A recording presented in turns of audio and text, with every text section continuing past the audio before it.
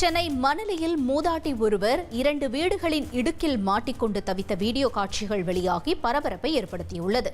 காமராஜர் தெருவைச் சேர்ந்தவர் பொம்மி. இவர் மாடியிலிருந்து தவறி விழுந்து 2 வீடுகளின் நடுவே உள்ள சிறிய இடுக்கில் மாட்டிக்கொண்டு தவித்தார்.